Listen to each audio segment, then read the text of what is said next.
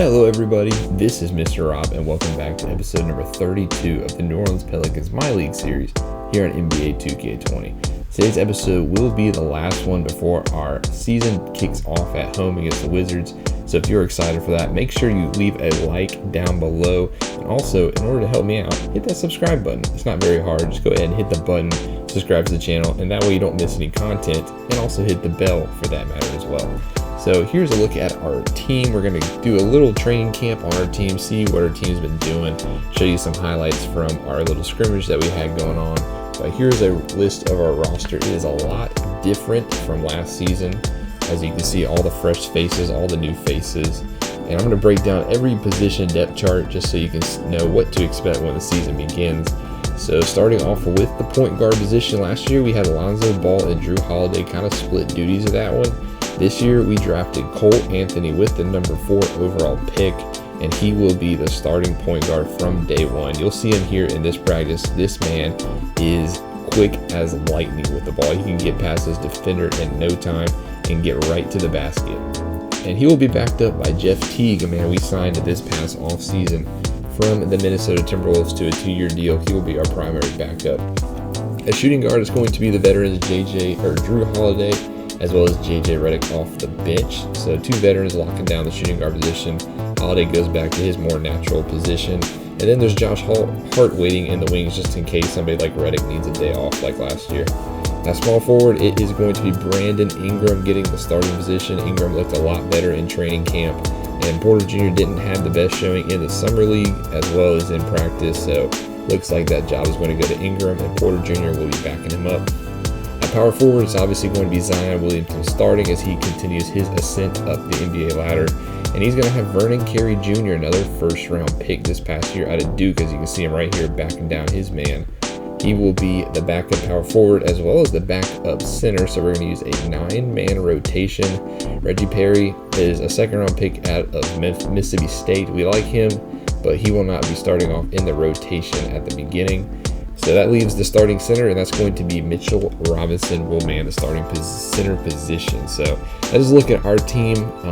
One thing I worry about our team is we are still very young, so we'll see how that goes. But let's see what's going else around the league, starting with the defending NBA champions, Los Angeles Lakers. Coming off that historic 77-5 season, they're going to look to defend their crown this year, and they return that exact same core: LeBron James, Anthony Davis, Kyle Kuzma, and they did add a couple of pieces this offseason. They added Goran Dragic to a 1-year deal from Miami, as well as Tyson Chandler on a cheaper 1-year deal from Houston as he looks to get a ring to his name. The Lakers, though, even though you win, you still lose some pieces, and they lost Dwight Howard, Andre Iguodala, DeMarcus Cousins, and Rajon Rondo this offseason. So this Lakers team, still a very solid team. Obviously can get back to the finals, but have some holes. They did lose a good bit of names, so we'll see how they do this year. Another team who threatened them in the West this year was the Houston Rockets. Remember, they lost to the Lakers in Game 7 of the Western Conference Finals.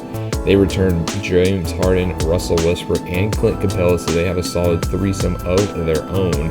And they went out and added Michael Kidd-Gilchrist this offseason to a 2-year, $11.32 million deal. So he will help out, as well as drafted Jordan Nwora with their 29th overall pick out of Louisville, one of the best value picks of the draft. So this Rockets team is looking strong.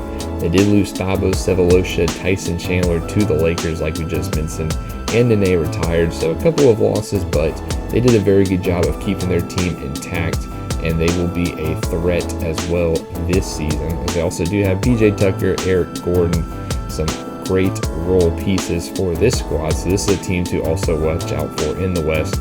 I don't think the Lakers will dominate like they did last year. I think the Rockets can give them some fits in the West, and they have a chance to get Harden and Westbrook back to the finals to capture that elusive first ring.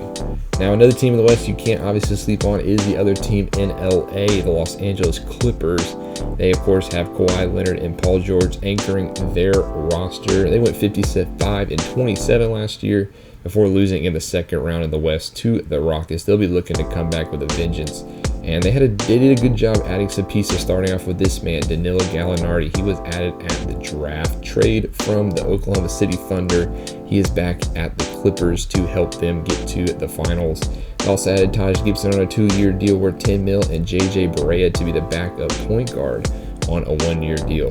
They did lose JaMychal Green to Boston, as well as Montrezl Harrell to the Bulls. So a couple of pieces, but they did a good job filling those spots. Here's a look at their roster. Very scary up top. Do have a very core of veterans, as their top 5 players arguably are 30 and above. So that'll be something to watch out for as the season progresses. Will they be load managed? Will they wind down towards the end of the season? We'll have to figure out. Next team in the West that's getting a lot of good talk to begin the season in the power rankings is, of course, Golden State Warriors. You can't sleep on these guys. Remember, they went to 4 straight NBA Finals and have basically the same foundation: Stephen Curry, Klay Thompson, Draymond Green, and then now to replace Kevin Durant, D'Angelo Russell. Obviously, that was, it's going to be hard shoes to fill, but D'Angelo Russell had a very solid campaign last year, looking to build on that in year 2 in Golden State. And they went down and added a couple of veterans in Cody Zeller from Chicago in a 2-year deal, as well as Matthew Dellavedova to a 1-year deal, the scrappy man who was part of that Cleveland roster this first time Golden State met. He is now in Golden State. They did lose Willie Cauley-Stein and Glenn Robinson, but not 2 big pieces this offseason. And Golden State has the roster as well as the depth and the coaching. Remember, Steve Kerr is still coaching this squad to get back to the NBA Finals. They could be a sleeper pick in the West. Look at this. You got 96 Curry, 88 Russell, 85 Green, 85 Thompson. That is a very, very scary top part of the roster. So don't sleep on Golden State. I could see them getting right back to the finals and starting that dynasty once more. Last team we're going to touch on in the West is kind of a surpriser. The Memphis Grizzlies. They went a worst in their West last year, 23-59, where Ja Morant did win Rookie of the Year, but they were very, very busy this offseason. You can see on your screen that man right there in particular, CP3, was brought in a blockbuster trade at the draft, as well as that man, Steven Adams from OKC. Grizzlies looks like after Ja Morant won Rookie of the Year, they want to get him more off-ball, have him be more of an off-ball guard. We'll see how that works in, but the Grizzlies are going all in on this trade, trading for Paul and Adams. They also added Rondae Hollis-Jefferson on a 2-year, $9.5 million deal to the squad, as well as Etuan Moore, the 3-point sharpshooter, who we're, familiar with. And they did lose 2 pieces, Jay Crowder and Josh Jackson, but their season will be all defined on how Chris Paul and Steven Adams mesh with this team. This could be the very most interesting team to watch in the West outside of our Pelicans, so we'll have to keep an eye on the Grizzlies this season. Now over to the East. Here's a look at their standings last year. Remember, the 76ers were your Eastern Conference champs. Pistons gave them a good run for their money. But we have to start off with the 76ers in the West. Remember, they lost in 5 games to the Lakers in the finals, but they did have the longest win streak in NBA history during the regular season. So this 76ers team could still arguably have the best starting 5 in the league. Ben Simmons, Joel Embiid, Tobias Harris, the Game 4 hero last year, Al Horford, and Josh Richardson. It's harder to get any better than that. Oh, and then they went out this offseason and they picked up their backup point guard, Reggie Jackson, on a 3-year, $26 million deal.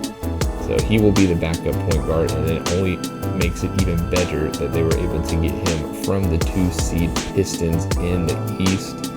76ers have all the tools to get back to the finals, and they're going to be hungry to get back to a spot they wish they never would have lost in. So looking at their roster, you see Joel Embiid, Ben Simmons, Tobias Harris, Al Horford Jr., Josh Richardson, the aforementioned. And the only player they really lost was Kyle O'Quinn, so not the biggest player. So the 76ers squad has to be the odds-on favorite in the East. But the power rankings might not look at it this way.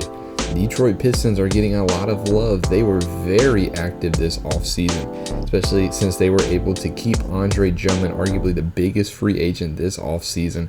He stayed in Detroit 5 years, $151.5 million.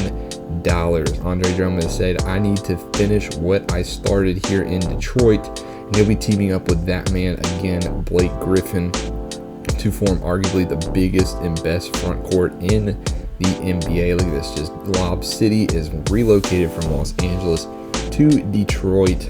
And then now they have Derrick Rose as their primary point guard, because they did lose Reggie Jackson to the 76ers like we just mentioned. But they signed plenty of players to try to fill those void. Elfrid Payton was signed on a 2-year, $10.8 million deal to be maybe the backup point guard. Andre Roberson, a defensive lockdown specialist, was signed to a 2-year, $11.5 million deal from the Thunder as well. Miles Leonard was also signed to a 2-year deal. But arguably the biggest wild card that was signed this offseason, Zach Randle, who has not played in the NBA in 2 years, signed a 1-year deal to be a part of this Detroit Pistons squad. So he will be very interesting to watch. And you can't forget Denny Avdija, their first-round pick at pick 26, could be the best sleeper pick of the draft, probably the best steal. So we got a good look at him in the summer league. So the Pistons have a very scary roster of their own, a good mix of veterans, a good mix of young players, and Detroit trying to get back to that bad boy era. But here's the team that is getting a lot of love in the East. Some power rankings have them as the best team in the East, the Boston Celtics.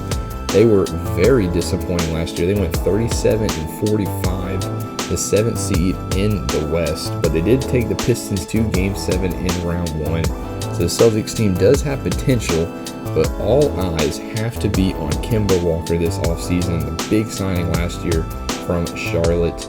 And now that he's having his first chance with a team with weapons, he went a sorry 37-45. I just got to say sorry. They were not very good last year. So Kemba Walker is going to be under the fire as he is being tasked to lead this team that still has Jason Tatum, that still has Gordon Hayward, that still has Jaylen Brown, that still has Marcus Smart. And then, of course, they did Boston Celtics things this offseason by adding some very, very good players in the draft. Tyrese Maxey, the 6th overall pick, the Summer League MVP. He looked phenomenal in training camp. He is now on the squad. They also picked up Jaden McDaniels. I know he had some back troubles pre-draft combine, but with 3 first-round picks, the Celtics willing to take a chance on him as well as the very raw N'Faly Dante, the center from Oregon, was picked at number 17. So the Celtics team has their solid star core, then only got younger. They also did add JaMychal Green on a 3-year, $28 million deal from the Clippers. So this Celtics team is locked and loaded for another deep playoff run. And this reminds me of that team that took the Cavs to 7 games in the Eastern Conference Finals a few years back. I would not be surprised if they eclipse that and make it to the finals. Now, in 2020-2021, you can't talk about a team more than the Brooklyn Nets, who arguably had, you could almost say the biggest free agent signing this year, as Kevin Durant is finally healthy. This is what the Brooklyn Nets have been waiting for since last summer, when they brought in Kevin Durant, Kyrie Irving, and DeAndre Jordan. They went 35-47 last year without him, and they will be looking to almost double that win total this year. I know that's very, very, ambitious to say, but Kevin Durant looked absolutely incredible in training camp. Could have almost came back in the end of last season as well. Decided to take that time, get fully healthy, and is almost looking like a new man. On top of that, they didn't really make any moves in free agency. They mostly upgraded through the draft. They had Isaiah Stewart from Washington with the 12th pick because they went 35-47 last year. That means they had a high pick, and they were only able to add to their team once more with Isaiah Stewart. They also picked up Josh Green from Arizona with the 25th overall pick. So solid squad. They did lose Joe Harris. Remember, he participated in the 3-point contest last year, so they did lose a sniper on the edge. He went to Orlando this past offseason, but Isaiah Stewart, Josh Green, and then of course Kevin Durant can obviously fill that void. So this is a team that could be very, very scary. This is what they've been waiting for almost 2 years now. And now the Brooklyn Nets have a chance to put together what they put together last offseason and make a deep playoff run. So the last team we're going to touch on in the East is another surprise, just like the Grizzlies in the West. I think in the East, it can be the Chicago Bulls. Chicago Bills, they went 45-37 last year. Zach LaVine made his first All-Star appearance. He looked phenomenal last year. And the Bulls seem to be going all in this offseason with this squad. Just like how the Grizzlies won an all-in trade at draft night, the Chicago Bulls also pulled off a crazy trade at the draft night. They picked up Kevin Love and Larry Nance Jr. from the Cleveland Cavaliers. So now they have a core five of Zach LaVine, Markkanen, Kevin Love, Otto Porter, and then this man on your screen, Montrezl Harrell. Probably the biggest free agent to move this year. He came to Chicago on a 1-year, $9 million deal. He will be offering to upload and improve that front court. So now you have Love, Harrell down there. And then, of course, you have Kobe White, who could also anger the point guard position. The second-year man out of North Carolina will be asked to do a little bit more this year and orchestrate this offense, but I think he's up to the task. Kevin Love, he's trying to prove that he still has something left. You know, obviously been kind of flying under the radar in Cleveland, the last of that Big Three era. He's now in Chicago looking to end his career with another ring. We'll see how that goes. They did lose two men, Cody Zeller in Golden State, and they did lose Chris Dunn to the Hornets. But with Kobe White having a bigger role as well as Harrell Love coming in, I think they've made enough improvements to balance out those losses. So that's the base of the big teams to look out for this season. So now we go back to the power rankings. See Pelicans 7th in NBA.com, all the way in 20th for 2K Sports, which is kind of low, but then Eric has us back at 7th. Taking a look at the power rankings at the top of the league, Lakers dominate across all three. Golden State, Houston up there, so the Celtics are arguably the best team in the East according to the power rankings. So we'll see what happens this year. My prediction this year, I think the 76ers win the title and they take it over Houston this year. That is my prediction in the finals. Obviously, that's a long way away, but we're going to get that journey started in the next episode with our home opener against Washington. Thank you guys so much for watching. Remember, if you guys are excited and can't wait for that one, make sure you hit that subscribe button down below for more NBA content. This is Mr. Rob, and I'm saying class is dismissed.